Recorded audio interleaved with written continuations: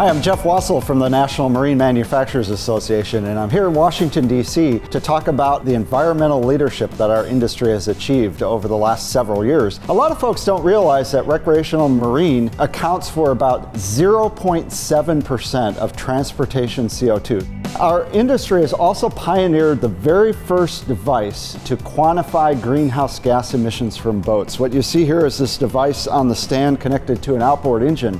This was the very first time that we were able to put this in a boat and quantify greenhouse gas emissions from boats that were operating out in the field. As an industry, we've reduced emissions by 90% and increased fuel efficiency by over 40%. We've implemented evaporative emission controls on boat fuel systems to eliminate emissions from the fuel tanks and makes the process for fueling the boats a lot more consumer friendly. In terms of reducing overall CO2 emissions from our industry moving forward, we're going to rely on a portfolio of technologies, which include electrification and electric marine technologies. Sustainable marine fuels play a huge role in our ability to minimize CO2 emissions from the fleet.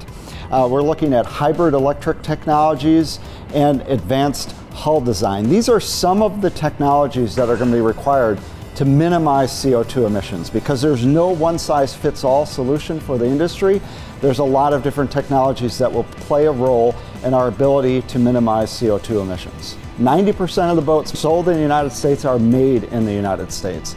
So there's a lot at stake here that we make sure that we get policies correct when we're talking to legislators and policymakers, that we're really talking about a portfolio of options to best minimize emissions from our sector.